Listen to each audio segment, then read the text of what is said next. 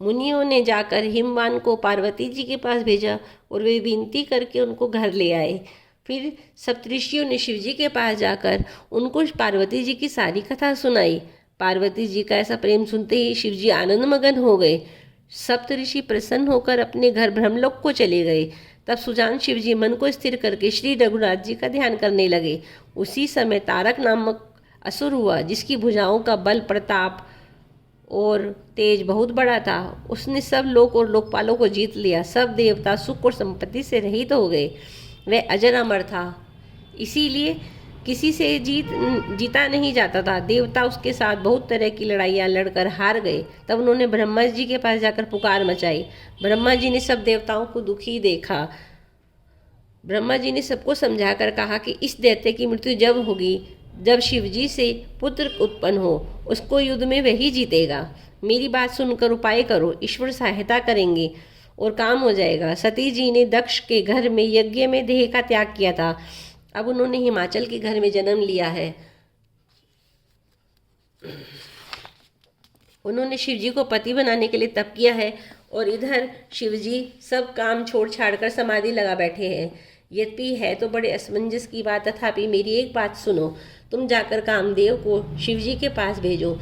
वह शिव जी के मन में शोभ उत्पन्न कर दे, उनकी समाधि भंग करे, तब जाकर हम शिव जी के चरणों में सिजक देंगे। जबरदस्ती उन्हें राजी करके विवाह करा देंगे। इस प्रकार भले ही अंत में देवताओं का हित हो, और तो कोई उपाय नहीं है।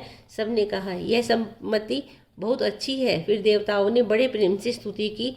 तब विषम 5 बाण धारण करने वाला मछली के चिन्ह युक्त ध्वजा वाला कामदेव प्रकट हुआ। देवताओं ने कामदेव से अपनी सारी विपत्ति कही।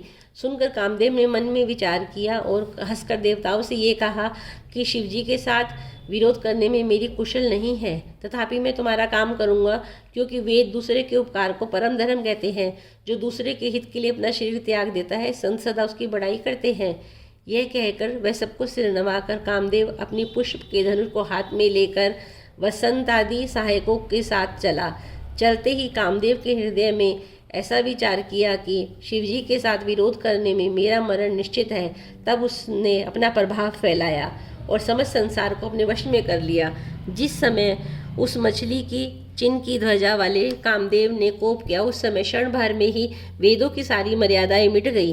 ब्रह्मचर्य, नियम, नाना प्रकार के संयम, धीरज, धर्म, ज्ञान, विज्ञान, सदाचार, जप, योग, वैराग्य आदि विवेक की सारी सेना डर कर भाग गई। विवेक अपने सहायकों सहित भाग गया। उसके ये उदाहरण भूमि में पीठ दिखा गए। उस समय वे सदग्रंथ रूपी पर्वत की कंदराओं में जा छिपे, अर्थात ज्ञान, वैराग्य, संयम, नियम, सदाचार ग्रंथों में ही लिखे रह गए। उनका आचरण छूट गया। सारे जगत में खलबली मच गई और सब कहने लगे, हे विधाता, अब क्या होने वाला है? हमारी रक्षा कौन करेगा? ऐसा 2 सिर वाला कौन है जिसके लिए रति के पति कामदेव ने कोप करके हाथ में धनुष बाण उठाया है? जगत में स्त्री पुरुष संज्ञा वाले जितने चर अचर प्राणी थे, वे सब अपनी अपनी मर्यादा छोड़कर काम के वश में हो गए। सबके हृदय में काम की इच्छा हो गई। लताओं और बेलों को देखकर वृक्षों की डालियां झुकने लगी। नदियां उमड़ उमड़ कर समुद्र की ओर दौड़ी। ताल तलैया भी आपस में मिलने जुलने लगी। सब जड़ वृक्ष, नदी आदि की दशा कही गई।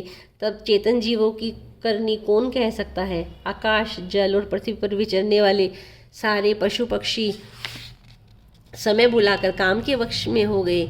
सब लोग कामांध होकर व्याकुल हो गए। चकवाचक वे रात दिन नहीं देखते। देव, दैत्य, मनुष्य, किन्नर, सर्प, प्रेत, विशाच, भूत, पैताल, ये तो सदा ही काम के गुलाम है। यह समझकर मैंने इनकी दशा का वर्णन नहीं किया। सिद्ध, विरक्त, महामुनि, महायोगी भी काम के वश होकर योग रहित या स्त्री के विरही ही हो गए। जब योगीश्वर और तपस्वी भी काम के वश में हो गए, तब पामर मनुष्यों की कौन कहे? जो समस्त चराचर जगत को ब्रह्म में देखते थे, वे अब उसे स्त्री में देखने लगे। स्त्रियां सारे संसार को पुरुष में देखने लगी।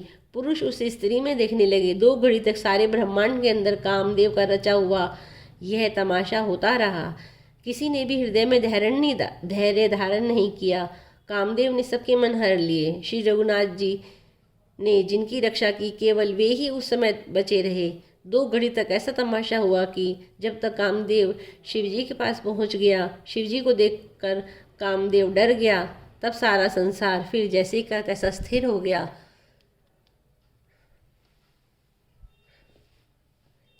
हे भक्तजनों, अगर आपको मेरा ये रामचरितमानस का बालकांड का हिंदी अनुवाद अच्छा लग रहा हो तो मेरे चैनल को लाइक कीजिए, सब्सक्राइब कीजिए एंड शेयर कीजिए और कमेंट में लिखिए जय श्री राम।